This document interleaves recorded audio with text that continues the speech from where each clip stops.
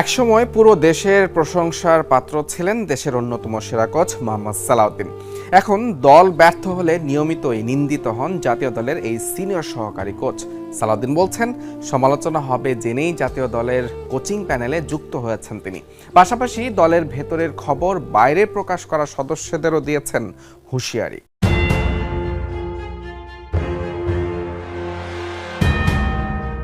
মোহাম্মদ সালাউদ্দিন, যার নামের পাশে দীর্ঘদিন ধরে একটা তকমা দেশ সেরা কোচ।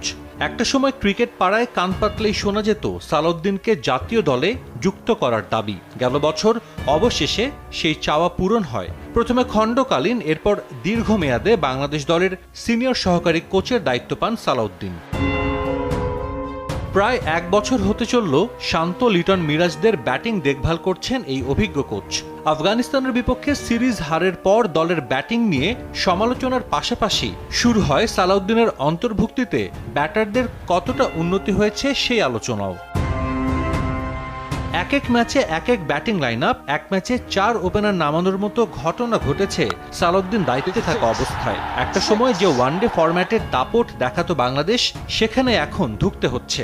দলের ব্যাটসম্যানরা ভুগছেন রান খরায়। সালাউদ্দিন দায়িত্ব নেয়ার পর বাংলাদেশ এখন পর্যন্ত খেলেছে 12 ওয়ানডে, যার 10টিতেই হারতে হয়েছে। এই 12 ম্যাচে 356 দলীয় স্কোর মাত্র একবার।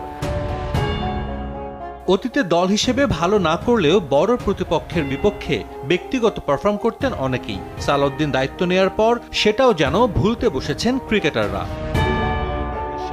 একটা পরিসংখ্যান দিলে সেটা আরও স্পষ্ট হবে। গেল বছরের নভেম্বরে সালাউদ্দিন কাজ শুরুর পর বাংলাদেশের মাত্র একজন ব্যাটসম্যান ওয়ানডেতে সেঞ্চুরি পেয়েছেন। ফেব্রুয়ারিতে চ্যাম্পিয়ন্স ট্রফিতে ভারতের বিপক্ষে শতক হাঁকান তাওহিদ হৃদয়। অথচ এ সময়ে 50 এসেছে 17টি। সর্বোচ্চ 4টি হাফ সেঞ্চুরি তাওহিদ হৃদয়ের, 3টি করে 50 ইনিংস মাহমুদুল্লাহ, মিরাজ ও জাকেরের।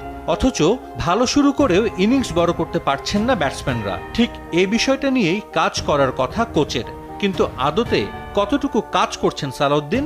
করলেও মাঠে দেখা যাচ্ছে না তার কোনো প্রতিফলন। সালাউদ্দিনের বিরুদ্ধে আরো গুরুতর অভিযোগও আছে। সামাজিক মাধ্যম সহ কিছু গণমাধ্যমেও খবর আসে, দল নির্বাচনে অভিজ্ঞ এই কোচ নাকি স্বজনপ্রীতি করেন, একাদশে সুযোগ দেন পছন্দের ক্রিকেটারদের। আফগানিস্তানের বিরুদ্ধে সিরিজ হারের পর যে আলোচনা বেশ জোরালো হয়, যদিও এ তথ্য কতটুকু সত্য তা নিয়ে প্রশ্ন থাকতেই পারে। কিন্তু এমন প্রশ্ন ওঠাও তো সালাউদ্দিনের জন্য ভালো কিছুর বার্তা দেয় না।